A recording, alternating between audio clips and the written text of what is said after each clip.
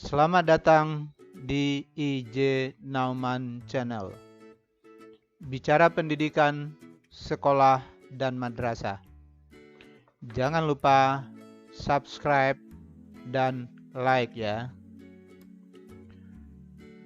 Para pencinta pendidikan yang saya hormati, pada kesempatan kali ini kita akan berbicara tentang kurikulum sekolah atau kurikulum madrasah, secara khusus tentang kurikulum merdeka.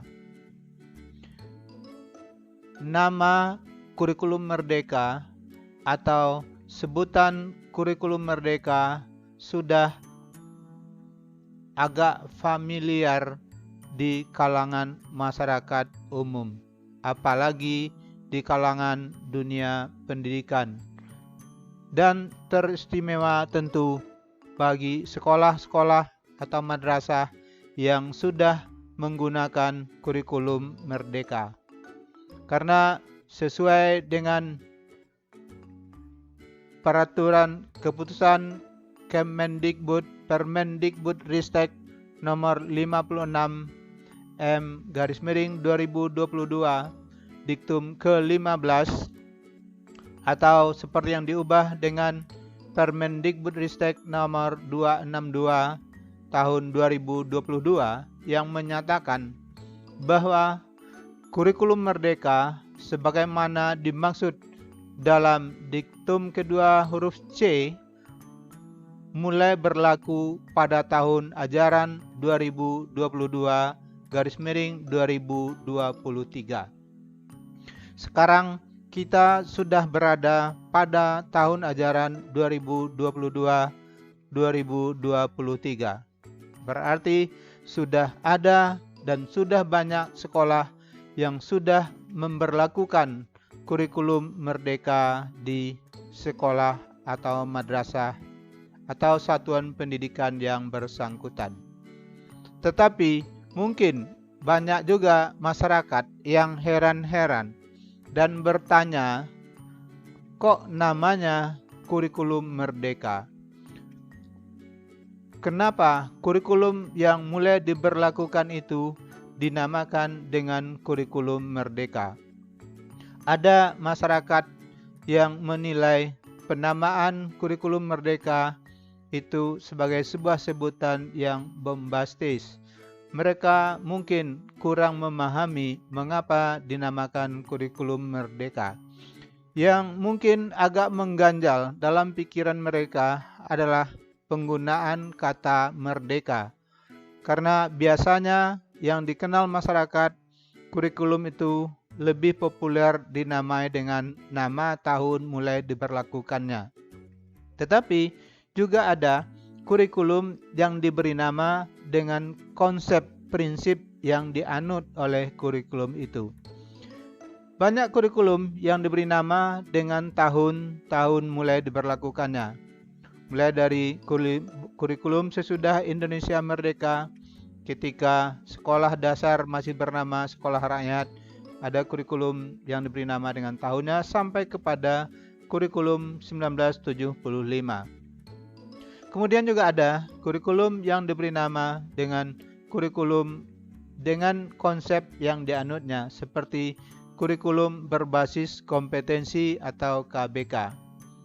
Dan terakhir kita masyarakat juga mengenal kurikulum sesuai dengan nama tahun diberlakukannya, yaitu kurikulum 2013 yang mulai berlaku tahun 2013. Mungkin ada yang bertanya, mengapa tidak dinamakan saja dengan kurikulum 2022? Mungkin mereka juga memahami kata merdeka seperti yang banyak dipahami oleh masyarakat, bahwa merdeka itu adalah berkaitan dengan kebebasan suatu bangsa dari penjajahan bangsa lain.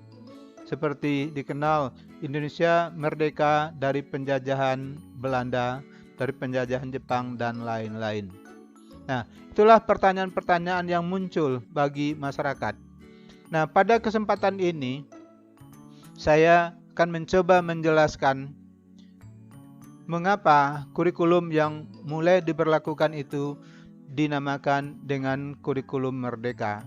Karena mungkin masyarakat bertanya-tanya, kurikulum merdeka ini memerdekakan siapa? Atau masyarakat juga bertanya, merdeka dari apa? Atau mungkin pertanyaan lanjutannya, merdeka yang bagaimana?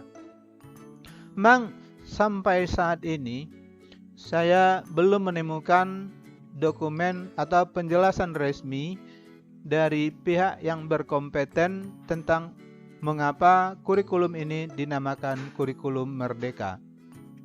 Tapi izinkan saya menjelaskan tentang penamaan kurikulum merdeka ini kita tinjau minimal dari 3 sisi. Pertama, kita lihat dari segi etimologis, dari segi asal-usul kata, dan dari segi semantik kata merdeka itu. Dan ini nanti kita akan mengacu kepada Kamus Besar Bahasa Indonesia. Kemudian kita juga bisa melihatnya dari konstruksi kurikulum merdeka itu sendiri. Mengapa atau apa penyebab kurikulum merdeka ini dibuat atau dilahirkan. Dan ketiga, kita juga bisa melihat struktur kurikulum merdeka itu. Baiklah para pencinta pendidikan yang saya hormati, sekarang kita lihat secara semantis makna kata merdeka. Di dalam Kamus Besar Bahasa Indonesia, pranala atau lema merdeka itu memiliki 3 makna. Pertama, merdeka itu bermakna bebas dari perhambaan, bebas dari penjajahan, dan sebagainya. Jadi ini mungkin makna merdeka yang biasa atau lumrah atau banyak dikenal oleh masyarakat. Merdeka juga bermakna berdiri sendiri. Contoh yang diberikan di dalam Kamus Besar Bahasa Indonesia adalah kalimat sejak proklamasi tanggal 17 Agustus 1945 itu bangsa kita sudah merdeka. Artinya bangsa kita sudah bebas dari penjajahan. Makna yang kedua, kata merdeka juga bermakna tidak terkena atau lepas dari tuntutan. Jadi seseorang yang terlepas dari tuntutan tertentu itu juga disebut merdeka. Dalam Kamus Besar Bahasa Indonesia diberikan contoh, merdeka dari tuntutan penjara seumur hidup. Artinya seseorang yang semula dituntut akan dihukum penjara seumur hidup, tapi berdasarkan pertimbangan-pertimbangan tertentu hakim membebaskannya. Jadi kalau merdeka dari tuntutan penjara seumur hidup artinya terlepas dari tuntutan tersebut. Ketiga, kata merdeka juga bermakna tidak terikat atau tidak bergantung kepada orang atau pihak tertentu. Juga kata merdeka juga bermakna leluasa. Jadi dalam Kamus Besar diberikan contoh, majalah mingguan Merdeka boleh berbuat dengan leluasa. Jadi majalah namanya Merdeka, majalah mingguan boleh berbuat dengan leluasa. Nah, itu 3 makna kata merdeka yang ada dalam Kamus Besar Bahasa Indonesia. Nah, ini nanti juga akan kita kaitkan dengan kenapa kurikulum yang baru ini dinamakan dengan kurikulum merdeka. Dari 3 makna itu secara semantis mungkin makna yang mana yang cocok untuk makna kurikulum merdeka. Makna kata merdeka pada frase kurikulum merdeka. Tentu bukan dalam makna kiasan seperti merdeka ayam atau artinya bebas berbuat sekehendak hatinya. Baik, para pencinta pendidikan yang saya hormati, selain secara semantik atau makna kata itu, penjelasan tentang mengapa dinamakan kurikulum merdeka bisa juga kita lihat dari konstruksi kurikulum merdeka itu. Artinya bagaimana proses terbentuknya kurikulum merdeka. Kemudian bisa juga kita lihat dari struktur kurikulum merdeka itu, muatan-muatan apa saja yang dimuat di dalam kurikulum merdeka. Dan yang ketiga, bisa kita lihat dari karakteristik kurikulum merdeka. Artinya apa kekhususan yang menjadi ciri utama dari kurikulum merdeka. Nah, para pencinta pendidikan yang saya hormati, sekarang kita coba melihat kembali tentang konstruksi kurikulum merdeka itu. Mengapa kurikulum 2013 ini perlu diubah? Atau mengapa kurikulum merdeka ini dibuat atau dilahirkan? Secara umum sudah dipahami bahwa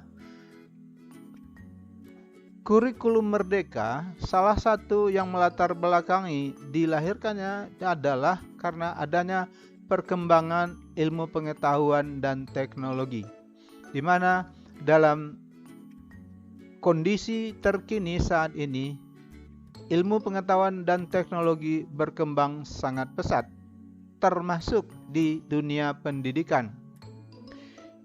Media informasi dan teknologi sekarang juga sudah bisa dimanfaatkan sebagai sumber dan media belajar. Karena itu, salah satu yang mendorong lahirnya kurikulum 2013 adalah ingin memanfaatkan perkembangan atau kemajuan media informasi dan teknologi sebagai sumber dan media belajar. Kedua, pengaruh globalisasi saat ini sudah sangat dirasakan. Dunia sekarang dengan kemajuan dan perkembangan iptek itu seakan sudah tanpa batas.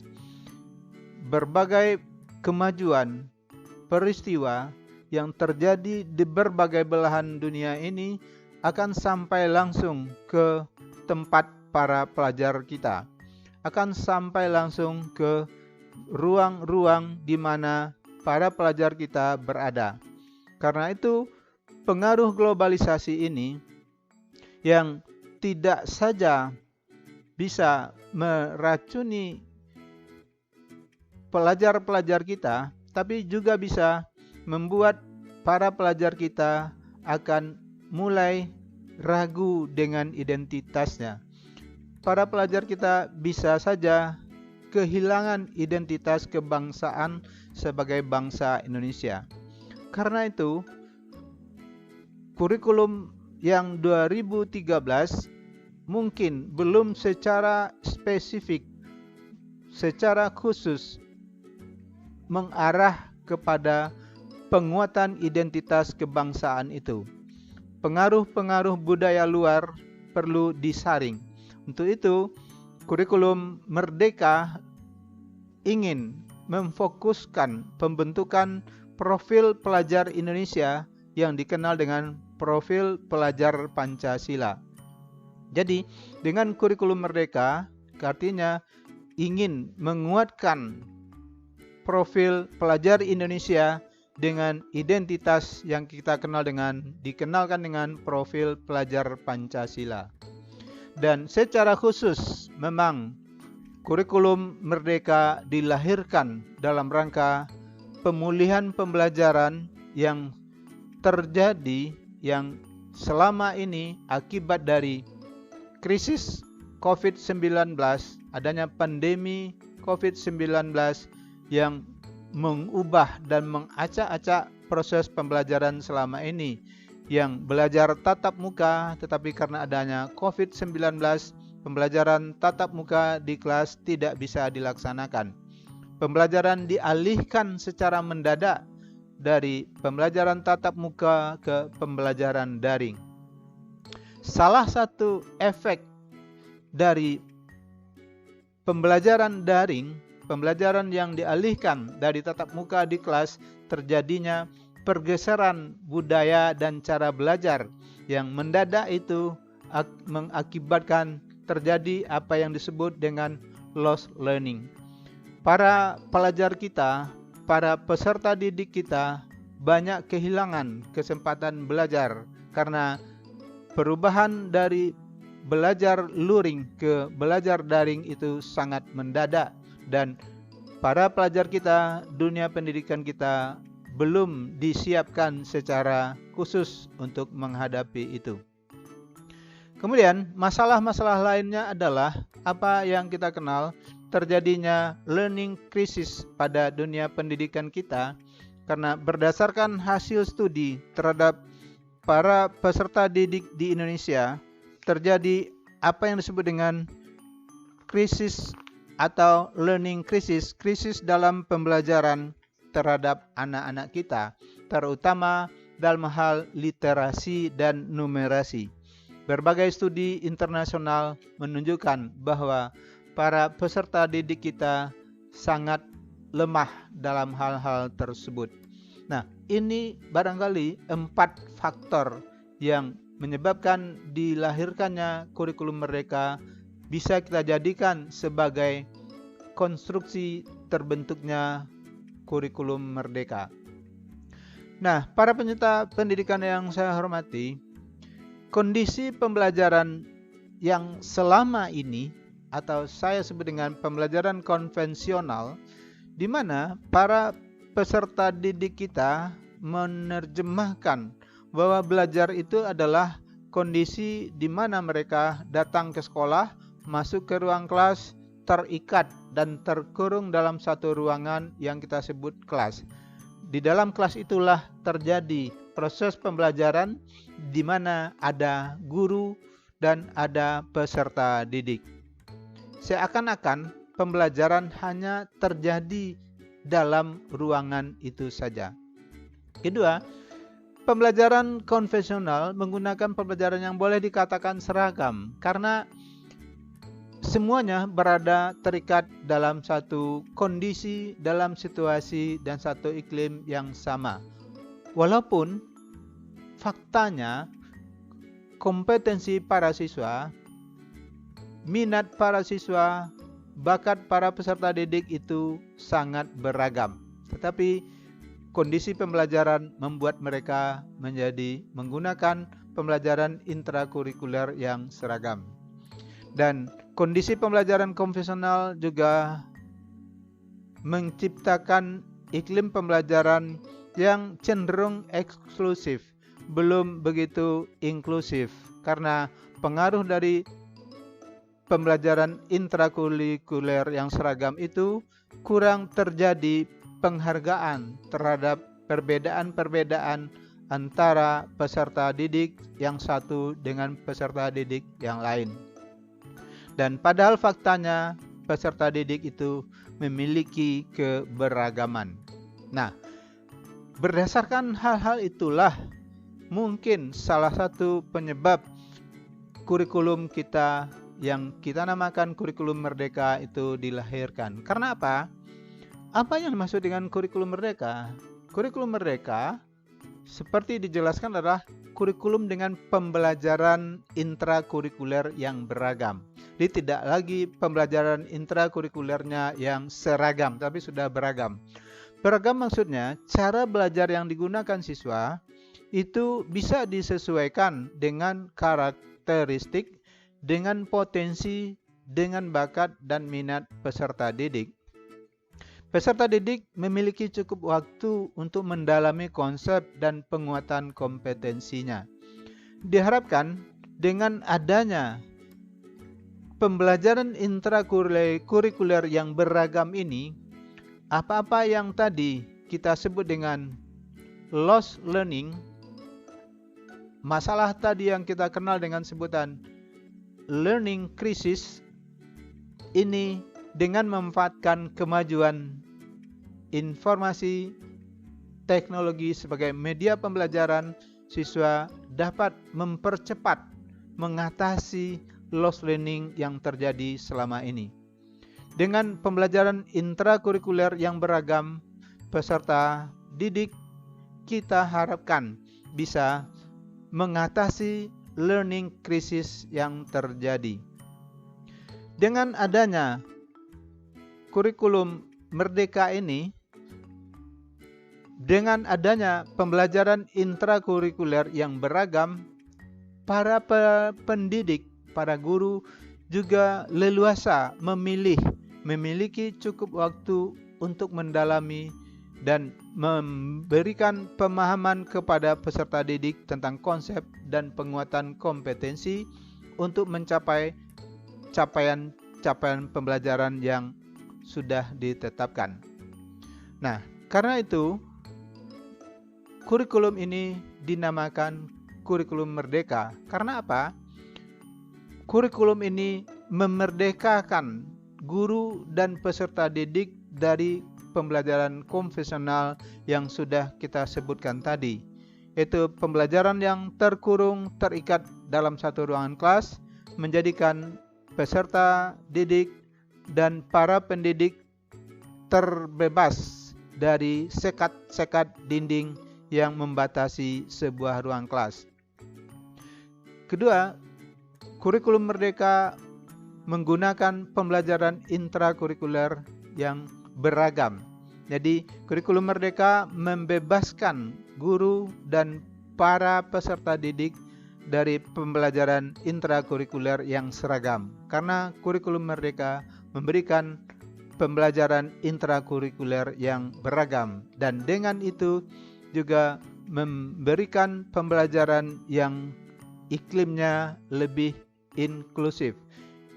Kurikulum merdeka membebaskan satuan pendidikan, membebaskan peserta didik, membebaskan guru dari iklim pembelajaran yang eksklusif. Yang pembelajaran dengan kurikulum merdeka akan memberikan iklim pembelajaran yang sangat menghargai perbedaan.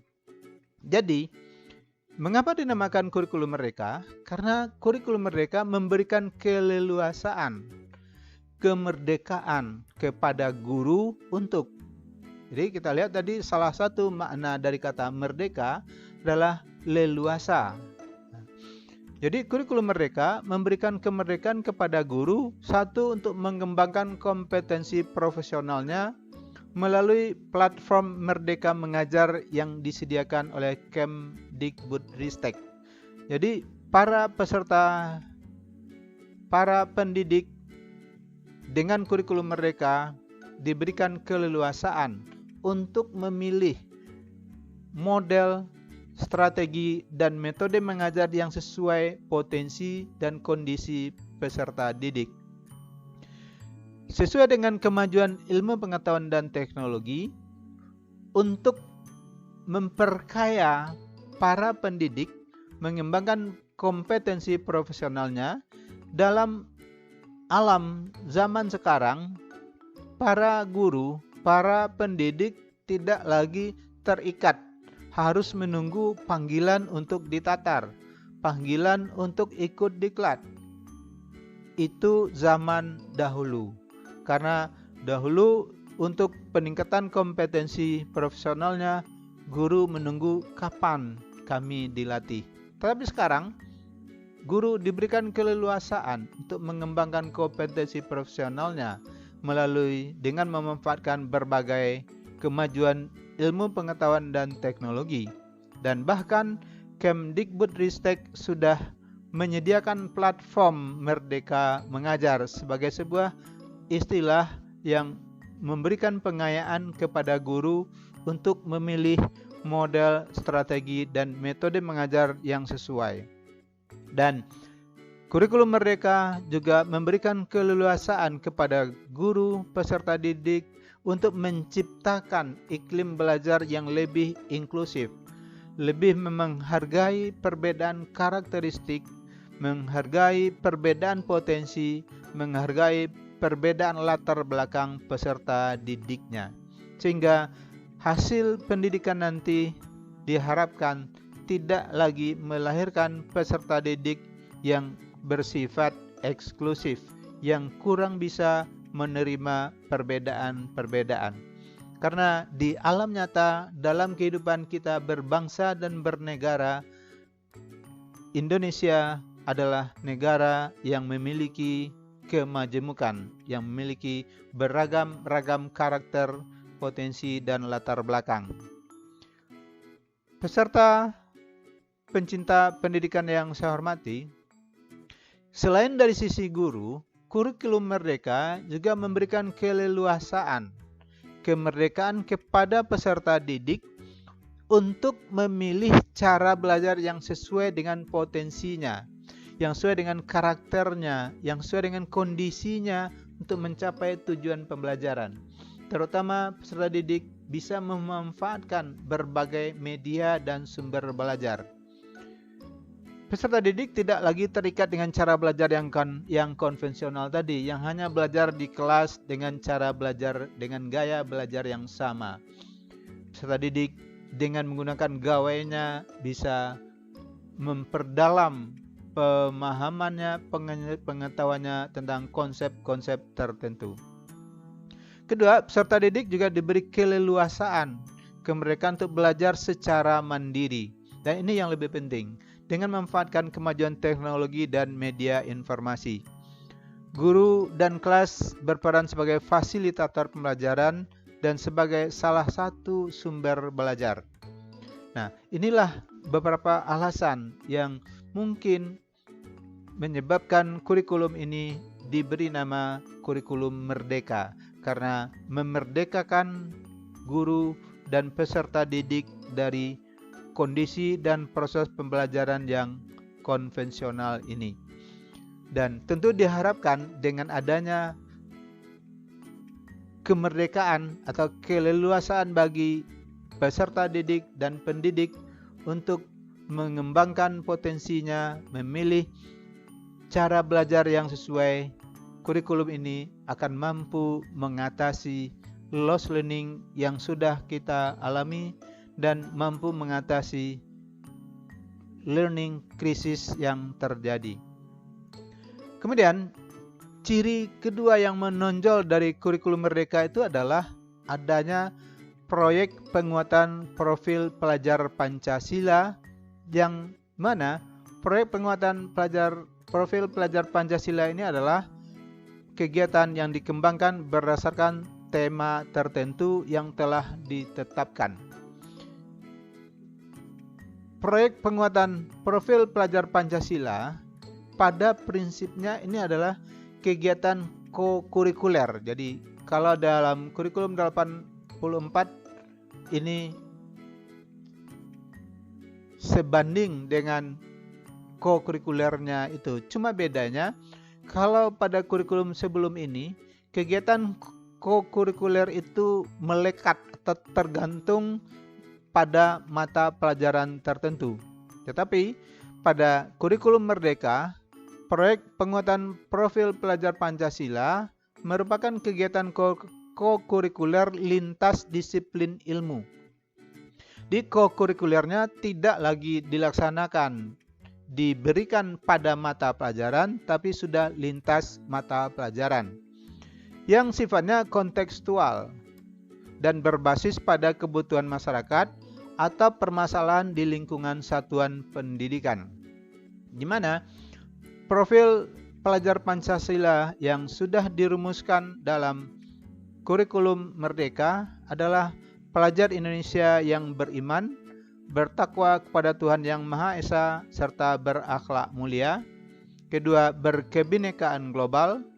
Ketiga, bergotong royong. Keempat, kreatif. Kelima, pelajar yang bernalar kritis.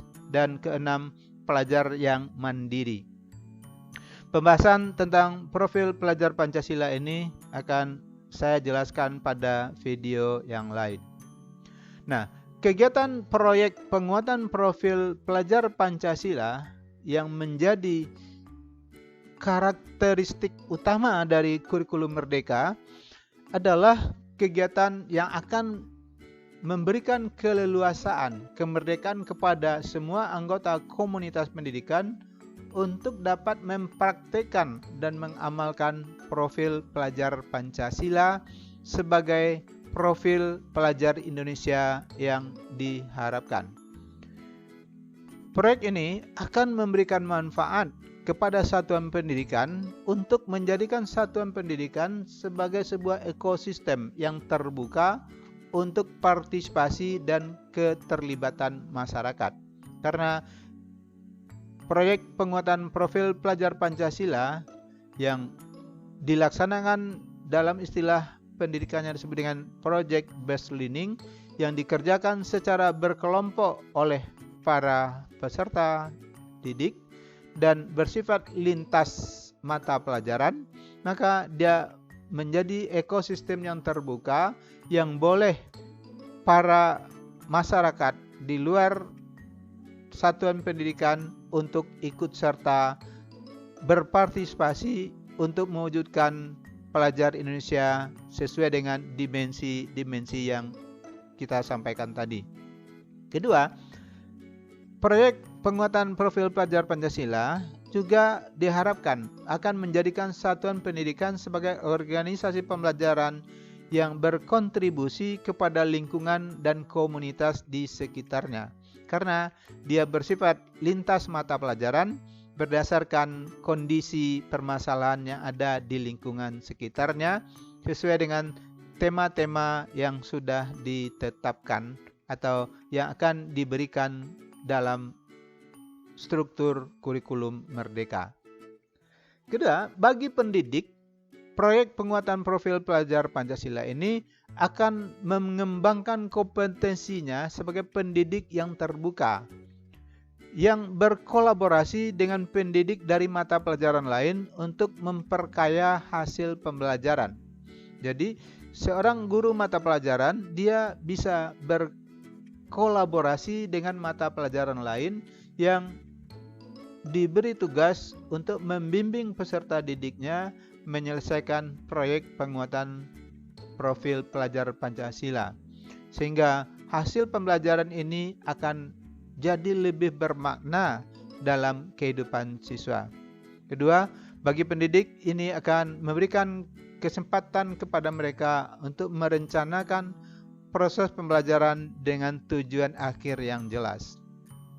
Nah, proyek penguatan profil pelajar Pancasila dalam kurikulum Merdeka yang memberikan keleluasaan kemerdekaan kepada peserta didik untuk mengerjakan proyek ini akan diberi bobot sesuai dengan jenjang pendidikannya.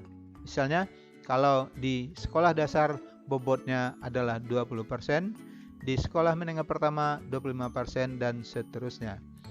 Nah, berikutnya, bagi peserta didik, proyek penguatan profil pelajar Pancasila ini memberikan keleluasaan, kemerdekaan kepada mereka untuk mengembangkan kompetensinya, tentu sekaligus memperkuat karakter dan profil pelajar Pancasila, sesuai dengan 6 dimensi yang sudah kita sampaikan tadi. Nah, para pencinta pendidikan yang saya hormati, dengan adanya proyek penguatan profil pelajar Pancasila, maka kurikulum Merdeka akan menjadikan pelajar Indonesia sebagai pelajar yang kompeten, yang berkarakter, dan berperilaku sesuai dengan nilai-nilai Pancasila. Artinya, pelajar Indonesia akan terbebas dari pengaruh dan penjajahan nilai-nilai baik yang datang dari luar maupun yang berkembang di mana saja, yang nilai-nilai itu tidak sesuai dengan nilai-nilai Pancasila. Gunanya apa? Untuk menyadari bahwa kita bangsa Indonesia adalah bangsa yang majemuk, yang bersatu dalam wadah Negara Kesatuan Republik Indonesia. Sehingga diharapkan nanti para pelajar peserta didik hasil dari kurikulum Merdeka adalah peserta didik yang berwawasan kebinekaan global. Artinya dalam rangka mempertahankan Negara Kesatuan Republik Indonesia. Jadi para pencinta pendidikan yang saya hormati, dengan penjelasan tadi itu secara semantik dari segi makna kata merdeka, kemudian dari konstruksi kurikulum dan struktur kurikulumnya, itulah alasan mengapa kurikulum yang diberlakukan ini dinamakan kurikulum Merdeka. Para pencinta pendidikan yang saya hormati, demikianlah pembicaraan kita pada kesempatan ini, dan saya ingin menyampaikan bahwa terdapat beberapa video saya yang berbicara tentang kurikulum merdeka. Baik itu tentang hal-hal yang baru pada kurikulum merdeka atau tentang struktur kurikulum merdeka itu dan masih banyak lainnya. Jangan lupa tonton terus IJ Nauman Channel. Terima kasih dan salam penghargaan dari saya, Indra Jaya Nauman.